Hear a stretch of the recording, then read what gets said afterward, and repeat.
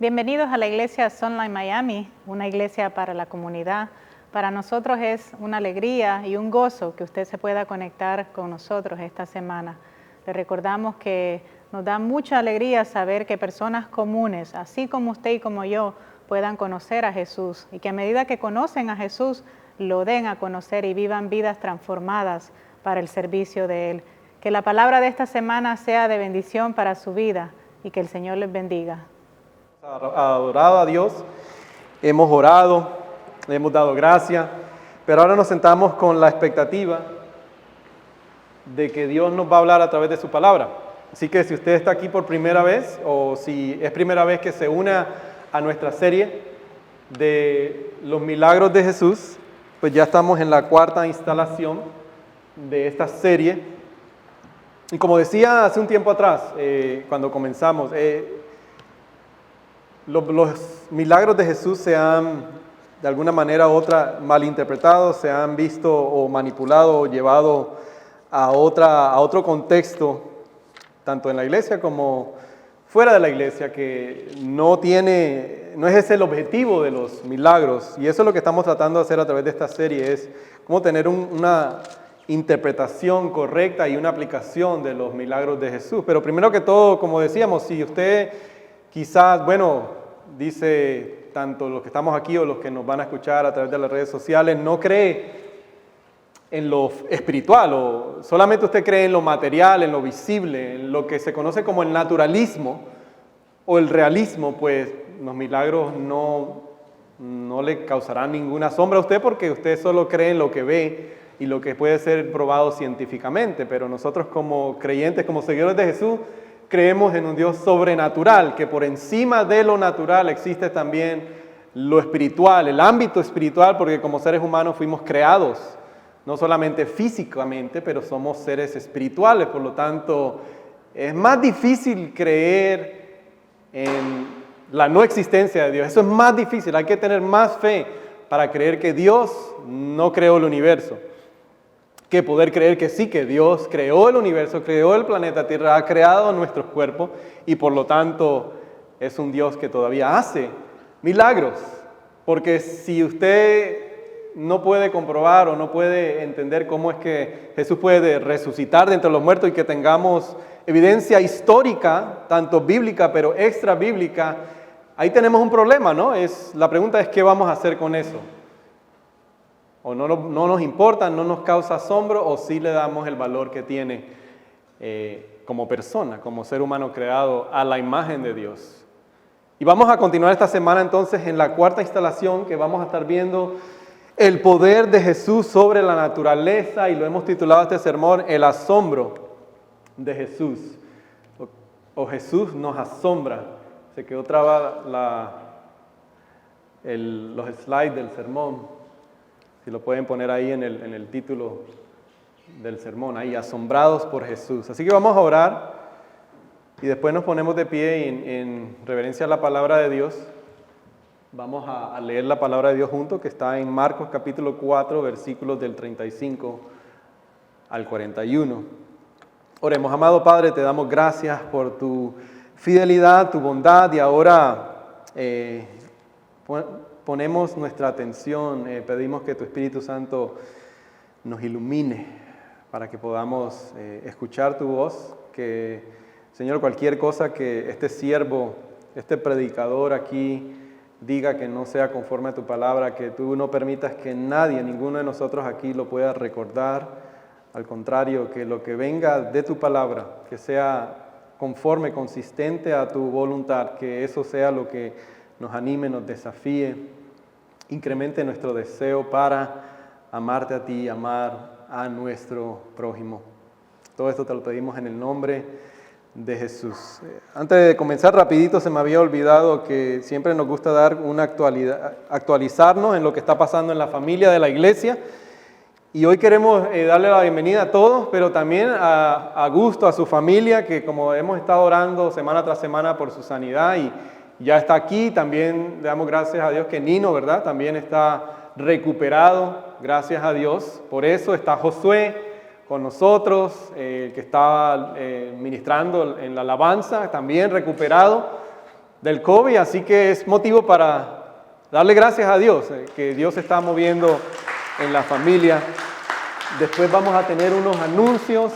Hoy Lourdes después los va a dar, pero solamente me adelanto por si se nos olvida. Tenemos hoy una celebración de bautismo. Los primer bautismo de la iglesia Sunlight Miami, históricamente. O sea, eso va a salir hoy en el Miami Herald, en el Primer Impacto, todo porque es el primer bautismo de la iglesia Sunlight Miami. Así que si usted está aquí en esta mañana, no está aquí por casualidad, por suerte, por coincidencia, es porque Dios ha preparado desde la eternidad un evento eterno con usted para que usted pueda presenciar el sacramento del bautismo. Tenemos otros anuncios que vamos a ver ahí después. Vamos a tener un picnic a fin de este mes. Vamos a estar celebrando el mes de la hispanidad, el mes que viene. Así que varias cositas. Así que manténgase atento cuando terminemos el bautismo. Y también, si usted puede ver, estamos tratando de desarrollar liderazgo. Estamos poniendo personas que quieren servir en diferentes ministerios, como la bienvenida, como el audio. Ya se ha ofrecido Vivian, se ofreció Magdalena para que puedan ser entrenados, capacitados para eso. Así que entre más personas tengamos sirviendo, mejor. Así que vamos a ponernos de pie y leer la palabra de Dios que se encuentra en Marcos capítulo 4, del 35 al 41. Este es Jesús, el milagro de la tormenta que Jesús calma. En ese día al anochecer, Marcos 4, del 35 al 41, les dijo a sus discípulos: crucemos al otro lado. Dejaron a la multitud y se fueron con él en la barca donde estaba. También lo acompañaban otras barcas. Se desató entonces una fuerte tormenta y las olas azotaban la barca, tanto que ya comenzaban a inundarse. Jesús, mientras tanto, estaba en la popa, durmiendo sobre un cabezal. Así que los discípulos lo despertaron. «Maestro», gritaron, «¿no te importa que nos estemos ahogando? ¿No te importa que nos ahoguemos?» Él se levantó, reprendió al viento y ordenó al mar: «Silencio, cálmate». El viento se calmó y todo quedó completamente tranquilo. «¿Por qué tienen tanto miedo?», dijo a sus discípulos. «¿Todavía no tienen fe?». Ellos estaban espantados y se decían unos a otros: «¿Quién es este que hasta el viento y el mar le obedecen?». Palabra de Dios, pueden tomar asiento. 2015, noviembre de 2015, eran casi las 11 de la mañana. Matthew, nuestro hijo menor, no sé si era que la doctora estaba tratando de sacarle más dinero al seguro, pero había recomendado de que se le extrayeran a Matthew 2 muelas. Matthew con ese entonces quizás 3, 4 años. Me recuerdo en ese momento que, si usted lo ha experimentado, cuando con un ser querido que tiene que entrar a una cirugía, fuimos al Children's Hospital allá en Hollywood. El momento que se cierran esas 2 puertas grandes que se abren y la camilla va pasando por esas 2 puertas. Matthew no lo pudo describir de la manera que yo lo puedo describir, pero solamente en su mirada se puede describir mucho, de preguntar: ¿ustedes me van a dejar pasar por esto? Yo siempre los he visto a ustedes como aquellos que tienen que protegerme, aquellos que tienen que traerme la tranquilidad, la paz, la estabilidad. Y en estos momentos se veía a él como que preguntando: ¿esto será para mi bien? Pero tenía temor. Y nosotros como padres también pensábamos: esto es para tu bien, esto tú lo necesitas, pero esto va a doler. Y veíamos el rostro de él en el momento que le pusieron el oxígeno, el nitrógeno, y él se durmió y quedó en manos de los doctores. Y aquí vemos algo similar en esta experiencia de los discípulos, porque todos los que hemos estado aquí en algún momento nos hemos hecho la misma pregunta: Señor, si tú nos amas, Dios, si tú me amas, si tú eres real, ¿por qué permites que esto suceda? O sea, no te das cuenta de lo que está pasando, Dios. ¿No ves que las tormentas, que las olas de este mundo me están atormentando y no has hecho nada para calmar las tormentas? Y lo que vamos a desarrollar en este pasaje como una idea principal, y ustedes lo pueden ver en su pantalla, es que Jesús fue arrojado a la única tormenta que de verdad puede hundirnos. Jesús fue arrojado a la única tormenta que de verdad puede hundirnos. Pero vamos a ver su autoridad y su poder sobre todo lo que existe. Vamos a ver que Jesús mismo es el que nos lleva hacia las tormentas y vamos a ver que Jesús mismo es el que camina con nosotros en medio de las tormentas. En inglés lo voy a decir, Jesus has been thrown to the only storm that can really drown us. Jesús fue arrojado a la única tormenta que nos puede de verdad hundirnos. Y entonces, por lo tanto, nosotros podemos confiar en Él cuando Él nos lleva hacia las tormentas. Es lo que vamos a ver en este pasaje. Pero rapidito, solamente para describir, porque este pasaje, incluso en nuestros primeros capítulos de Marcos, el evangelista nos deja ver la persona de Jesús. O sea, ¿quién es Jesús? Como un rey, un siervo que vino a sufrir, pero que también es un rey.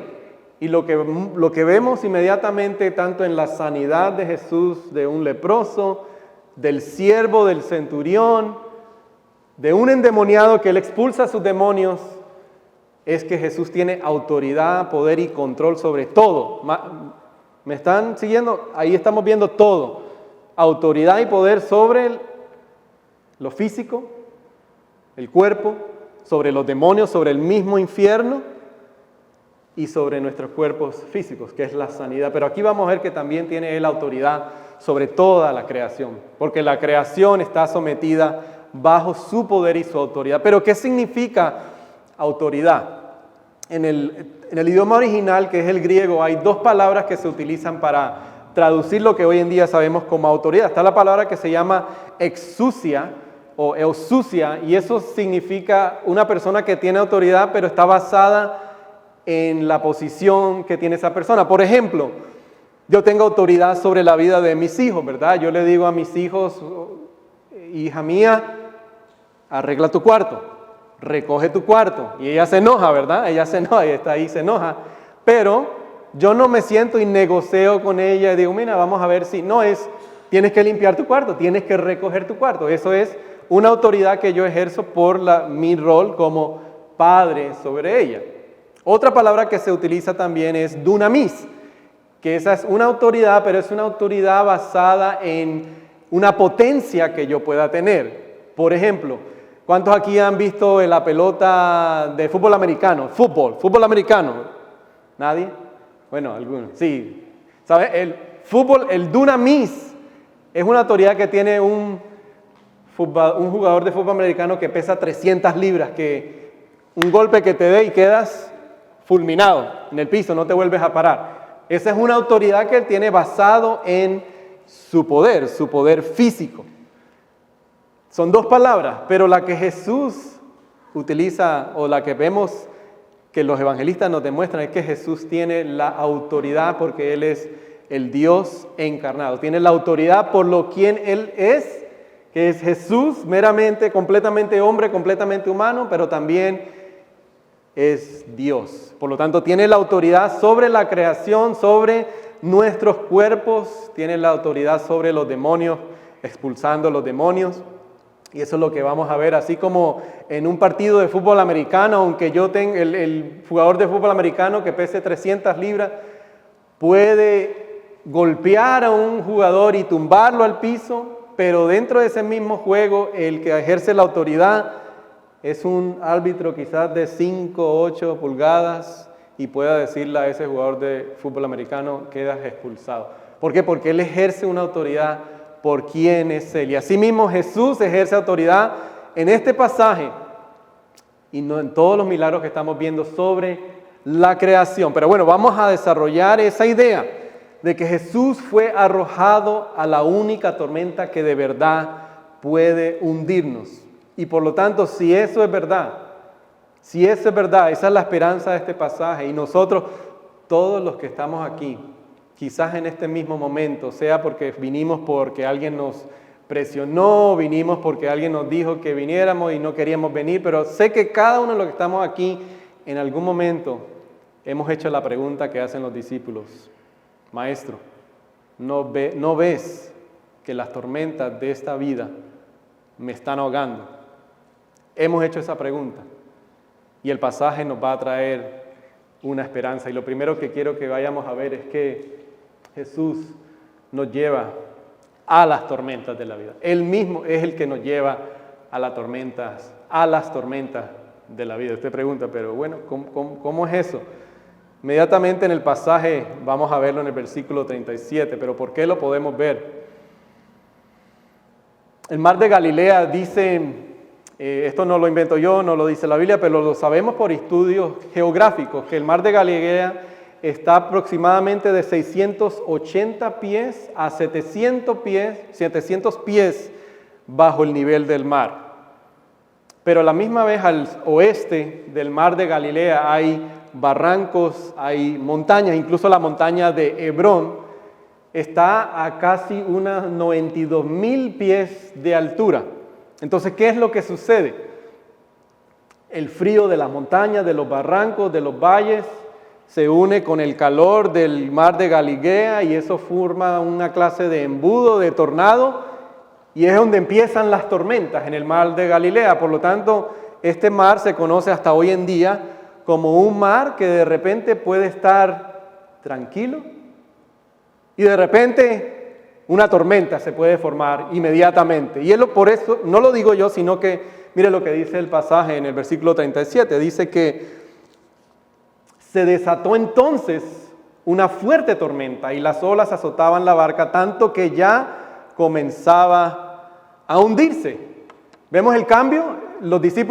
Jesús está en la barca, está con sus discípulos enseñando, los discípulos se van, tranquilidad, calma, de repente, ¡bam!, una tormenta se desata, como nos dice el pasaje. O sea, esto es lo que nos pinta el pasaje, es un retrato de que puede estar uno viviendo inmediatamente en la paz y de repente puede venir una tormenta a nuestra vida. Y en el griego, la palabra que utiliza, el griego es el idioma original de la Biblia, de los manuscritos del Nuevo Testamento. La palabra que usa para traducir, que tenemos nosotros, fuerte tormenta, es como una tormenta sísmica. Es una magnitud de tormenta. Y interesante que después al final vamos a ver que es la misma palabra que se utiliza cuando dice que Jesús calma la tormenta. Y hay una calma tremenda, una calma sísmica. De la misma manera que había una tormenta enorme, Jesús trae una paz y tranquilidad enorme. Pero mi pregunta es, ¿cuántos de nosotros no hemos estado ahí? Amén. ¿Cuántos de nosotros no hemos estado ahí? Estos hermanos pescadores por carrera, era su carrera, su trabajo. O sea que esto no era algo nuevo para ellos. Ellos eran pescadores. Habían pasado por tormentas porque eran pescadores, era su trabajo. Pero aparentemente esta tormenta no era como las que ellos habían experimentado en otra ocasión, porque de pasaje nos dice que tenían miedo. Tenían miedo. Pero ¿cuántos de nosotros no hemos estado ahí? Todo va tranquilo, estamos caminando en la vida y de repente, ¡pum!, una tormenta a nuestra vida. No una tormenta tropical, no un huracán, puede ser un huracán, pero como el vecino de acá atrás, el señor que parquea, Robertico, que parquea la camioneta aquí, me llamaba hace 4 semanas, un domingo: pastor, el vecino, el que trabaja conmigo, anoche se acostó y le dio un derrame cerebral y hoy lo van a desconectar. Están esperando que venga su familiar de Cuba, porque ya lo van a desconectar. Sábado por la noche, tranquilo, la calma. Medianoche, ¡bam!, una tormenta. El hermano que estamos orando ahora por él, hace 2 meses, tranquilo, con calma, viviendo con su hija, con sus nietos, trabajando lo que a él le gustaba, de repente hoy en hospice. Una tormenta que puede venir a nuestra vida. Hemos estado ahí, creo que incluso los que estamos aquí, lo que hemos estado viviendo por estos 2 últimos años, hemos estado ahí. Pero la pregunta es, ¿por qué estos discípulos? ¿Qué es lo que los lleva a ellos hacia la tormenta? ¿Verdad? Porque ellos podían seguir viviendo como pescadores, tranquilos, sin preocuparse de la vida, de preocuparse de los demás, como dicen hoy en día los niños, ¿no? Los jóvenes. Minding my own business, preocupándome por mi propio deber, querer, lo que a mí me importa, no preocupándome por lo demás, pero el pasaje nos dice que lo que los lleva a ellos, lo que los termina a ellos preocupando, es simplemente que siguieron a Jesús. Lo dice el pasaje, en ese día al anochecer, sus discípulos lo siguieron. Crucemos al otro lado. Dejaron la multitud y se fueron con él en la barca. ¿Sabe cuál es la respuesta? Es que lo que los lleva, los mete a la tormenta es seguir a Jesús. Ser seguidores de Jesús. Un discípulo es un seguidor de Jesús. Si usted es un seguidor de Jesús, es un cristiano, usted es un discípulo. No hay diferencia. Lo que los lleva a los discípulos, lo que nos lleva a nosotros a las tormentas, es seguir a Jesús. Acuérdense, como vimos hace 2 semanas, cuando estudiamos la historia de Nicodemo y la mujer samaritana. Antes de eso, Jesús empieza su ministerio y empieza a llamar a lo que eran discípulos de Juan el Bautista, a Andrés, a Santiago, a Pedro, a Natanael, que va y les dice, sígueme. Maestro, ¿dónde te quedas? ¿Dónde te hospedas? Ven a ver, sígueme. ¿Y qué hicieron ellos? Dejaron sus quehaceres y siguieron al Maestro. ¿Qué fue lo que a ellos los llevó hacia las tormentas? Seguir a Jesús. Usted dirá, wow, eso no es lo que yo quiero escuchar. Pero déjeme hacer 2 declaraciones. Y una de las declaraciones, voy a ser honesto desde ahora, es muy ofensiva. Pero la primera no es muy ofensiva, pero la segunda sí nos va a hacer sentir un poco incómodo. La primera declaración es que seguir a Jesús nunca nos va a incubar de las tormentas de la vida. Seguir a Jesús no significa que no vamos a tener problemas en la vida. ¿Qué llevó a los discípulos a esta tormenta? Por eso el punto dice que Jesús, si Él fue enviado, arrojado a la única tormenta que puede hundirnos, por lo tanto, yo puedo confiar en Él cuando Él me lleva hacia las tormentas. ¿Y qué fue lo que llevó a los discípulos a la tormenta? Simplemente que eran seguidores de Jesús, eran discípulos. Entonces, seguir a Jesús no implica que yo no voy a ser afectado por las tormentas de la vida. Esa es la primera declaración. Y la segunda es que a veces Dios no solamente permite las tormentas, sino que a veces Dios las decreta. Esa es la un poco difícil de aceptar. Vuelvo y lo digo, a veces Dios no solo permite las tormentas en nuestra vida, sino que a veces Dios las decreta en nuestras vidas, las tormentas. Y eso vamos a desarrollarlo, porque eso es difícil de aceptar, ¿verdad? ¿Cómo así que Dios decreta las tormentas en mi vida? Que no solamente las permite, pero también las decreta. No todo el tiempo, ¿verdad? No todo el tiempo, porque a veces sabemos, como en el caso de Jonás, ¿verdad? Aquellos que conocen la historia de Jonás. Jonás, Dios lo envía, lo mete en la tormenta, pero porque Jonás quería ir para acá y Dios le dijo, no, tú tienes que ir para acá, tienes que ir para Nínive, tienes que estar en la voluntad de Dios. Jonás quería ir para vivir en su voluntad y el Padre tuvo que enviarle una tormenta para que él llegara a donde Dios quería que él estuviera. Ese es un ejemplo, pero para nosotros que somos estadounidenses, no sé los hermanos que viven en Honduras, si es así, pero esa es una idea estadounidense, el pensar de que seguir a Jesús tiene que solamente significar en mi felicidad. O sea, que seguir a Jesús es solamente ser feliz. O sea que si yo sigo a Jesús, nunca voy a experimentar tormentas, nunca me voy a enfrentar a las tormentas de la vida, todo me va a ir color de rosas. Ese es un pensamiento estadounidense, porque hay en muchos otros países seguir a Jesús. Todos los días hay tormentas, todos los días hay tormentas. Por lo tanto, Dios no solamente los permite, pero los decreta. Y usted puede todavía que no lo haya convencido, pero déjeme darle varios ejemplos. Si puede ver en su pantalla, Génesis capítulo 45.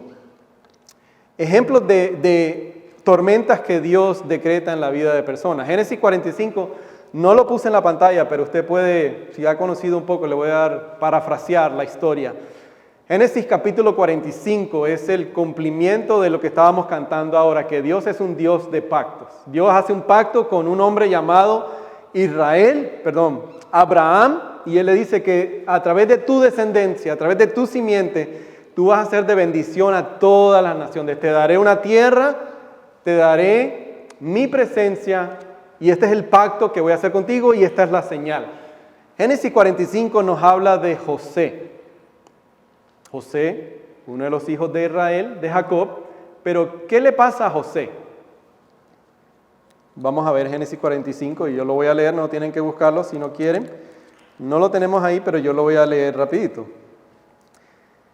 Versículo 4 de ese pasaje dice: no obstante, José insistió, hablando con sus hermanos, acérquense. Cuando ellos se acercaron, él añadió, José fue vendido por sus hermanos a esclavitud, por muerto. Cuando llega a Egipto fue falsamente acusado por la esposa de Potifar. Tormenta tras tormenta, tormenta tras tormenta. Mire lo que dice José en el Génesis capítulo 45, versículo 4 en adelante. Dice, con su hermano, después cuando lo reconocen y ellos llegan a Egipto, dice, yo soy José, el hermano de ustedes a quien vendieron a Egipto. Pero ahora, por favor, no se afligen, más ni reprochen el haberme vendido. Déjeme leerlo otra vez. Pero ahora, por favor, no se aflijan más, ni se reprochen el haberme vendido, pues en realidad fue Dios quien me mandó delante de ustedes para salvar la vida. Desde hace 2 años la región está sufriendo de hambre y todavía faltan 5 años más en que habrá siembras ni cosechas, pero Dios me envió delante de ustedes para salvarles la vida de manera extraordinaria y de ese modo asegurarles descendencia sobre la tierra. Nuevamente el versículo 8 dice, fue Dios quien me envió aquí y no ustedes.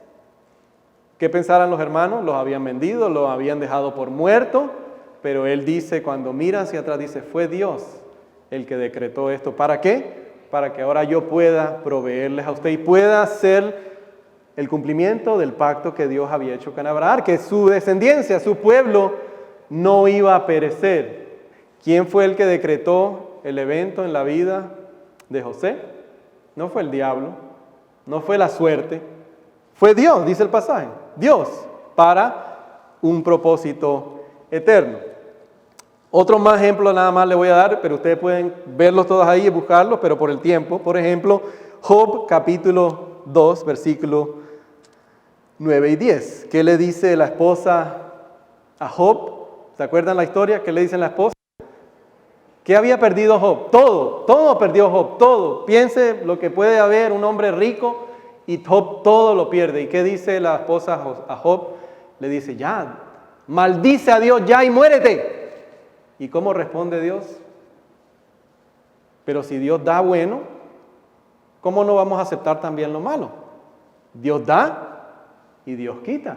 Glorificado sea el nombre de Dios. O sea, si vamos a ser fiel a Dios solamente cuando nos da cosas buenas, ¿no le vamos a ser también fiel cuando vienen las tormentas a nuestra vida?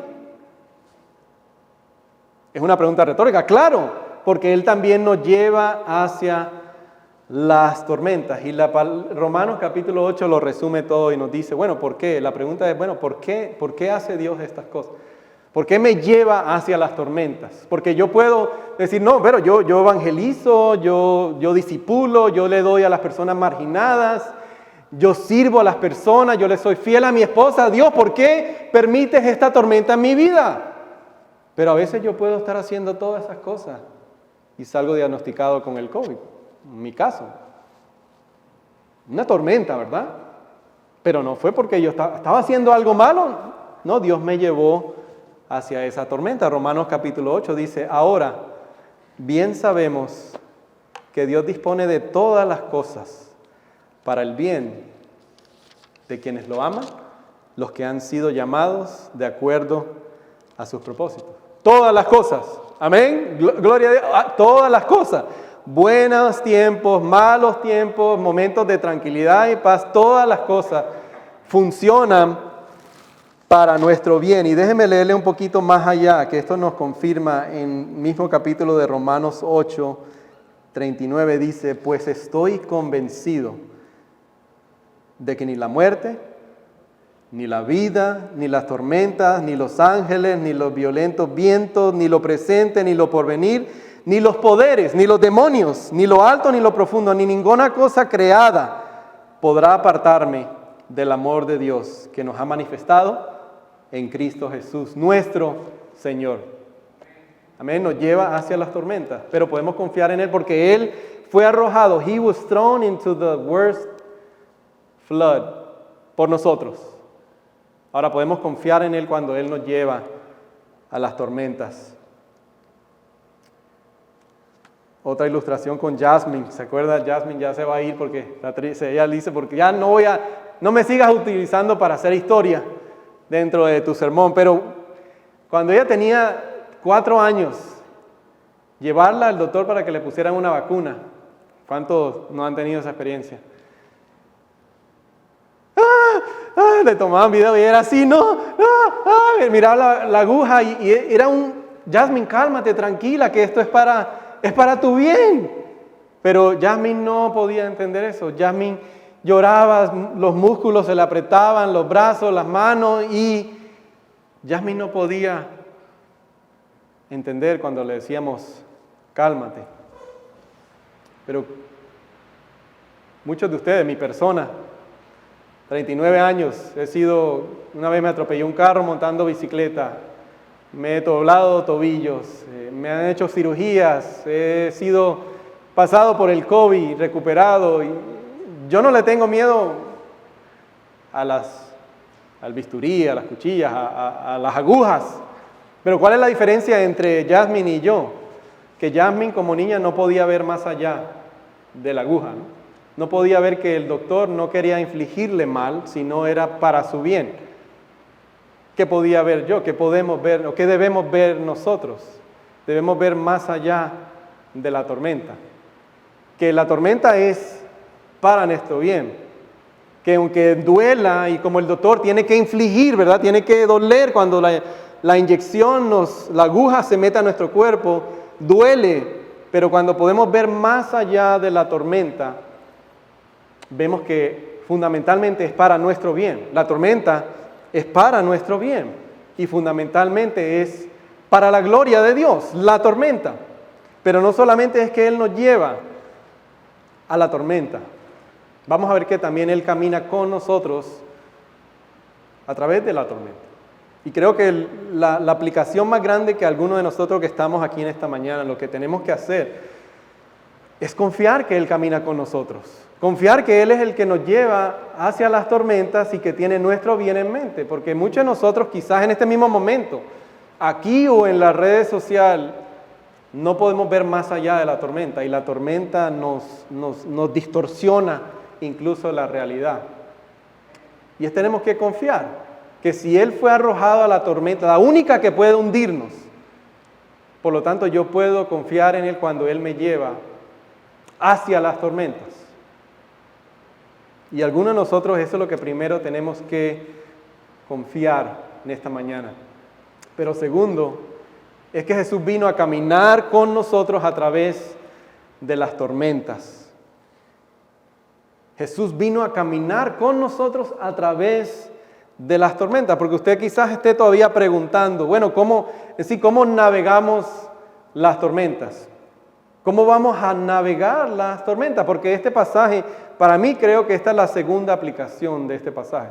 Muchos siempre específicamente dicen, no, este pasaje es sobre las tormentas de tu vida. Y eso es verdad, es una aplicación secundaria.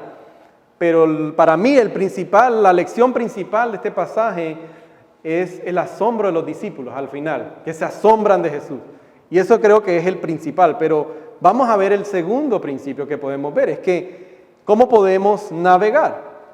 ¿Cómo podemos navegar las tormentas de la vida? Estos pescadores se les está inundando el barco, como dice el pasaje, y Jesús está durmiendo. Jesús está durmiendo.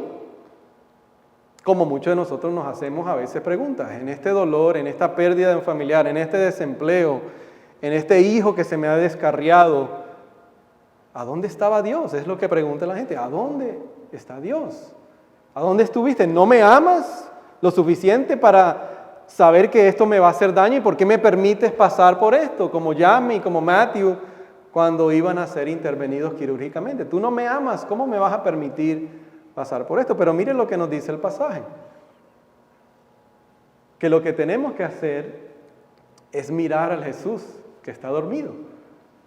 ¿Cómo navegamos las tormentas? Lo primero es mirar al Jesús que está dormido. Eso es lo que dice el pasaje. Maestro, gritaron, ¿no te importa que nos ahoguemos? Él se levantó, reprendió al viento y ordenó al mar, silencio, cálmate. Pero antes de eso dice el 38, Jesús mientras tanto estaba en la popa durmiendo sobre un cabezal. ¿Cuál es la aplicación? ¿Cuál es el principio para navegar las tormentas? Es mirar al Jesús que está durmiendo. ¿Pero qué significa eso? ¿Qué significa mirar al Jesús que está durmiendo? ¿Cuántos de ustedes no han viajado bastante? El hermano va a viajar para Honduras, Dios mediante. Cuando vivíamos en Atlanta, por el seminario, por el programa que estábamos, tuvimos que viajar bastante. Una vez viajamos a ver a la mamá de Lourdes en Roma. Pero no sé si a ustedes les ha pasado eso, pero a mí es lo que me ha ayudado, ¿no? Cuando el avión empieza con la turbulencia, todos aquí, ¿verdad? Empieza la ansiedad, la turbulencia, y uno piensa, wow, ¿qué va a pasar? Imagínense un avión a 35 pies de altura. Pero ¿qué es lo que yo hago? No sé ustedes, pero yo miro a la azafata. Y la azafata está tranquila, repartiendo la comida, el café. Yo estoy tranquilo, porque ella es la experta, o ellos son los expertos, ¿verdad? Pero el momento que se sienta yo a ponerse el cinturón, porque ellos son los expertos. El pasaje dice, cuando pasamos por las tormentas, mira a Jesús, que está durmiendo. Si Jesús duerme, si Jesús puede descansar, si Jesús no está preocupado, no es porque no te ama, no es porque Él no está preocupado de tus tormentas. Él te ama y está preocupado por nuestras tormentas. Pero si Él puede dormir, tú y yo podemos dormir tranquilos. Amén. Si Jesús puede dormir, usted y yo podemos dormir tranquilos. Si Jesús es Dios, mi hermano, a veces no nos desconectamos de la realidad. Si Jesús es Dios, entonces Él es lo suficientemente poderoso y soberano para permitirme pasar por cosas que usted y yo no podemos entender. Los que estamos aquí hoy en día, para muchos, eso es lo que tenemos que creer. Y no lo digo con falta de prudencia, ni con haciendo, no, con prudencia, con amor, escúcheme. Usted puede dormir tranquilo. Jesús está durmiendo. Jesús está en control de todo. Nada le ha cogido por sorpresa a Jesús. Una de las cosas que yo pensaba inicialmente cuando sucedió la pandemia en mi egoísmo, nosotros estábamos viviendo en Port St. Lucie, tratando de desarrollar un grupo, una iglesia, y lo primero que yo dije en mi egoísmo es, Señor, ahora, ¿qué voy a hacer? ¿Qué vamos a hacer? ¿Qué voy a hacer con mi familia? ¿Cómo les voy a proveer? Si tú me llamaste, nos llevaste de un lado para otro, dejamos todo atrás y nos trajiste aquí, y ahora ¿cómo vamos a reunirnos si no nos podemos reunir? Es mi egoísmo. Inmediatamente Dios, a través del grupo, personas se quedaron sin trabajo, familias se quedaron sin trabajo, matrimonios que no podían trabajar, y a través de ese grupo pudimos suplirle sus necesidades. Y algo que yo pensaba, Señor, yo sé que a través de esto, ojalá que tú produzcas un avivamiento en tu iglesia universal. Pero mi temor era de que cuando las cosas regresaran más o menos a la normalidad, las personas no se quedaran en la comodidad. Y desafortunadamente eso es lo que ha sucedido. Muchas personas, la esclavitud al temor se ha convertido en su salvador. Jesús ya no es el salvador. La esclavitud, y escúcheme, no lo estoy diciendo para hacerlo avergonzar, pero es para reflexionar. Para muchas personas, incluso ya muchas personas no van más a las iglesias. Han dejado de tener una relación con Dios, cuando pensábamos que esto iba a desarrollar un avivamiento. Pero ¿qué ha pasado? Al contrario, muchas personas viven esclavizadas al temor. El temor es bueno, la prudencia es necesaria, el cuidado. No, pastor, no me escucha diciendo que no hay que ser prudente. No me escucha diciendo eso. Lo que la palabra nos enseña es que si Jesús está durmiendo, usted puede dormir tranquilo, tranquila. El temor, la palabra dice que el amor perfecto echa fuera todo temor. Pero al contrario, yo creo que el temor echa fuera toda fe. El temor te traumatiza. Ya tú no piensas correctamente, ya tú solamente distorsionas las cosas que ni están ahí y que te pueden pasar y no van a pasar y nunca te van a pasar, pero tú dejas que el temor te esclavice. Creo que lo que algunos de nosotros tenemos que empezar a creer es que el temor ya no nos tiene que esclavizar. Porque Jesús fue arrojado al peor de las tormentas que ninguno de nosotros puede ser hundido. Porque Él fue arrojado a ese mar. Usted dice, no, pero eso no lo dice el pasaje. El temor echa fuera la fe. Mire lo que le pasa a los discípulos. Señor, ¿no te importa que nos ahoguemos? ¿Por qué estás dormido? ¿Qué te pasa? ¿No te das cuenta que nos vamos a morir? Ve, echa fuera. Ahí en ese momento a los discípulos se les olvidó que Él había alimentado a 5,000, que había sanado a un leproso, que había hecho exorcismo con los demonios. Pero en ese momento la realidad se distorsionó y dijo, tú no nos amas, tú no nos estás cuidando. Y esa es la fe. ¿Cómo se ejercita un músculo, verdad? Eso estábamos hablando esta mañana. Cuando usted deja de ejercitar un músculo, ¿qué es lo que sucede clínicamente? Se atrofia, ¿verdad? Se atrofia. Si usted no hace ejercicio, o no se mueve, o está en la cama prostrado, los músculos se atrofian. El corazón es un músculo también, pero la fe es un músculo. ¿Usted nunca ha pensado eso? Que la fe, si usted no ejercita su fe nunca va a madurar. Si su fe no pasa por las pruebas, su fe nunca se va a fortalecer porque es también como un músculo. Entonces, ¿para qué? ¿Cuál es el propósito de las pruebas en la vida de nosotros? ¿Cuál es el propósito de los vientos, de las tormentas? Es para que yo pueda ejercitar mi fe, para que yo pueda madurar en mi fe. Sí, todos tenemos temor a lo desconocido, todos. Yo le tengo temor a lo desconocido. He tenido ataques de pánico. Temo a lo desconocido, pero ¿qué es cómo yo puedo ejercitar mi fe en ese momento de temor? En ese momento es que yo vuelvo a recordarme que si Dios descansa, si yo en la noche cuando me voy a acostar solamente estoy pensando en qué voy a dejar, qué voy a pagar, qué no voy a dejar de pagar, qué es lo que le va a pasar a mi hijo, a mi nieto, entonces Dios no puede trabajar, porque cuando yo descanso es que Dios trabaja. Ayúdate que te ayudaré, hermano, eso no existe en la Biblia. Eso no existe. Eso a veces es una justificación para yo decir, no, yo tengo que hacerlo todo porque parece que Dios no está haciendo nada. Eso no existe en la Biblia. O si no, mire el ejemplo de Gedeón. Gedeón es un ejemplo de ayúdate que te ayudaré. ¿Por qué? ¿Cuántos soldados tenía Gedeón? 40,000. Dios le dijo, no, menos. Ok, Dios, 32,000 ¿32,000? No, menos. 3,000. No, porque si te dejo con 3,000, después tú vas a decir que ayúdate que te ayudaré, que tú fuiste el que ganaste la batalla. 300, pero si miras los moabitas son un ejército inmenso. 300 es lo que tú necesitas para que te des cuenta que yo ayudo al que no se puede ayudar a sí mismo. Que yo proveo para aquel que no tiene para proveerse por sí mismo. Descansemos. Podemos descansar cuando Jesús está durmiendo. Y por lo último, y ahí sí podemos ir terminando, les prometo, el único lugar donde estaremos seguros, hermanos. Si usted quiere tomar notas, quizás si es lo único que usted quiere recordarse, recuérdese esto. El único lugar donde estaremos seguros es en la voluntad de Dios. El único lugar donde usted va a estar seguro, donde el alma, su alma, las ansias, los anhelos, el descanso, la satisfacción que usted y yo queremos, el único lugar donde lo vamos a encontrar es en la voluntad de Dios.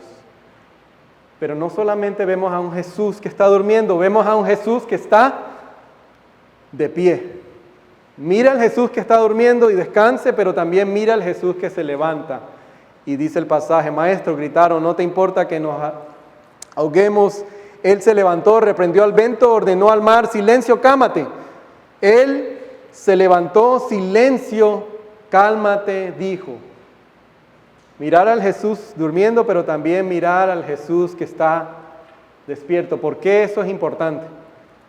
Porque si Jesús duerme, nos demuestra que Él es también un ser humano.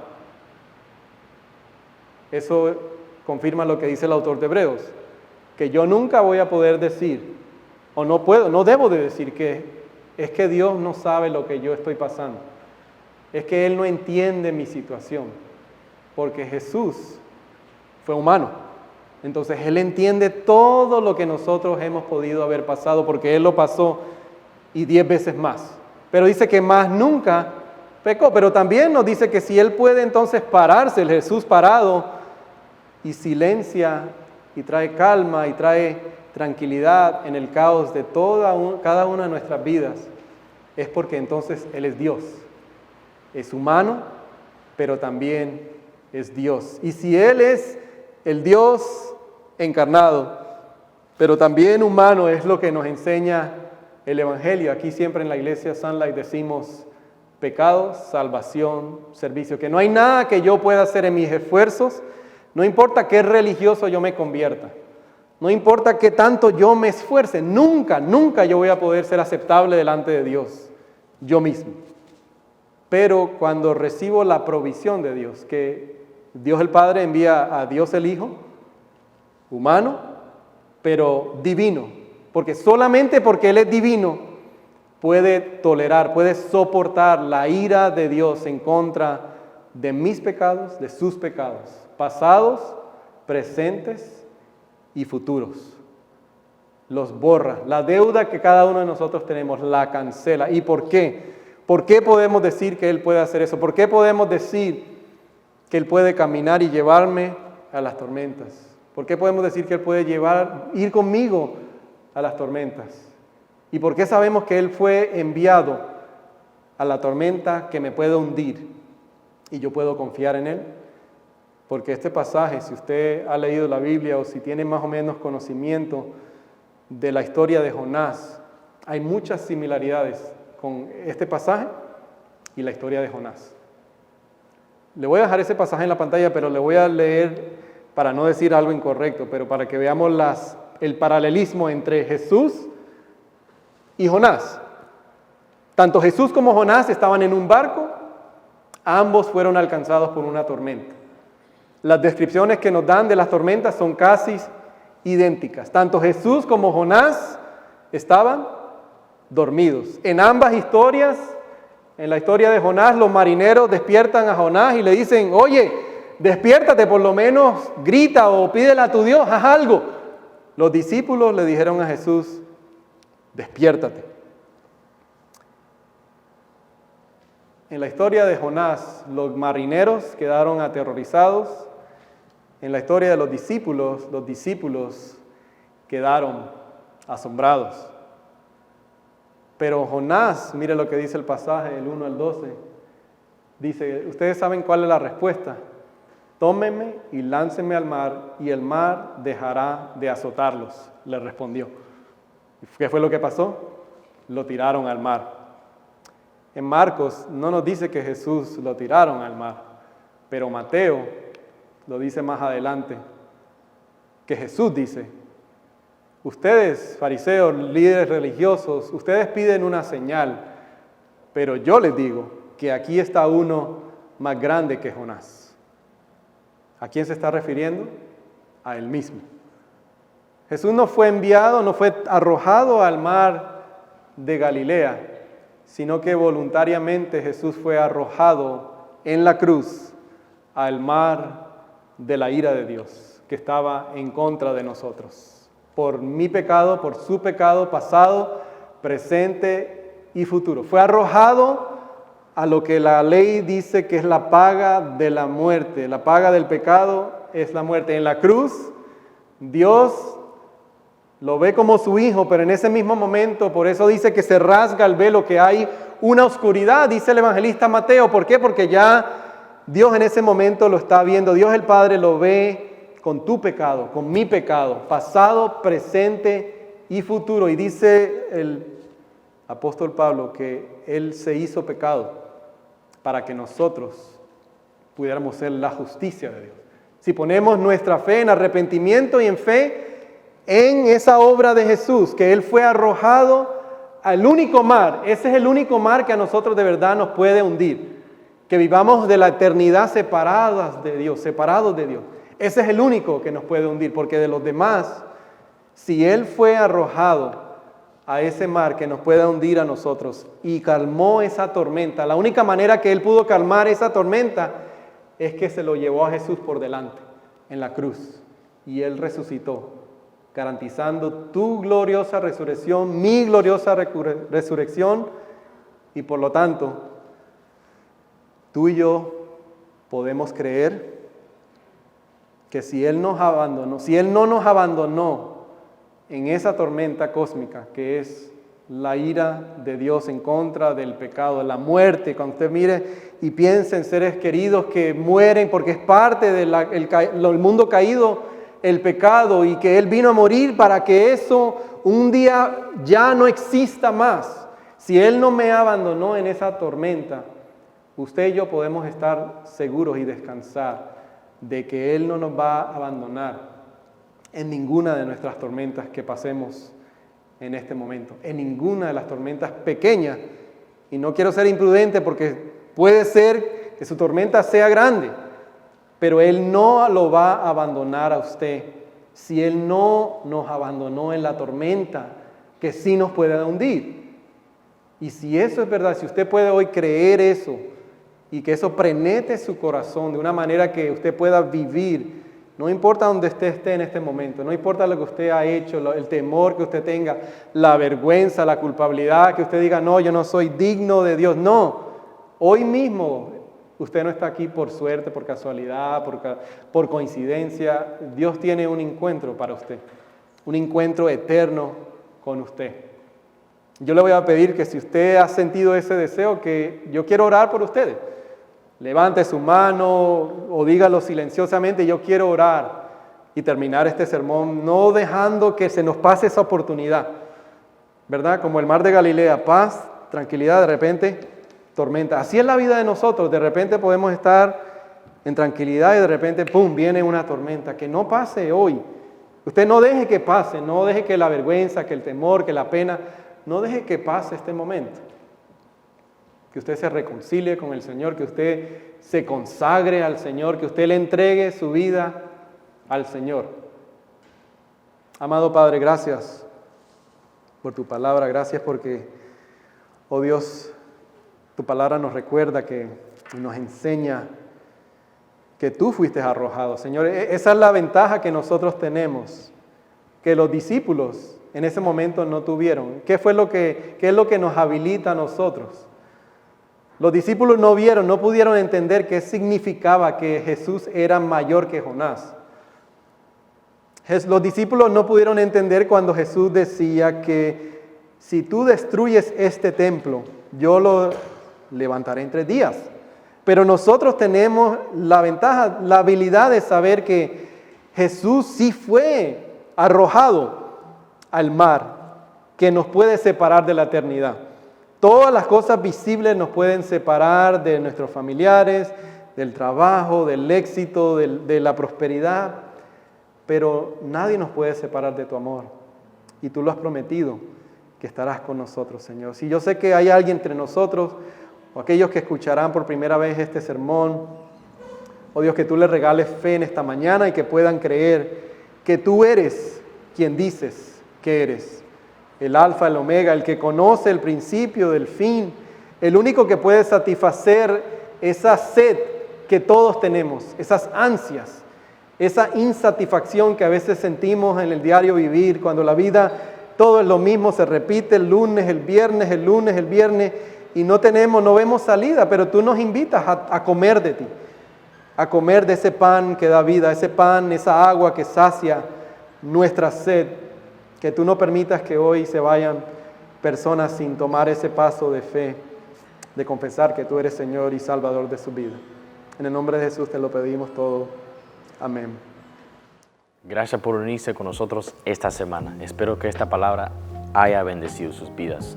Deje su comentario y petición y comparte y síganos a través de todas nuestras diferentes plataformas. Y descargue nuestra aplicación Sunlight Church en el campus Miami. Que Dios los bendiga.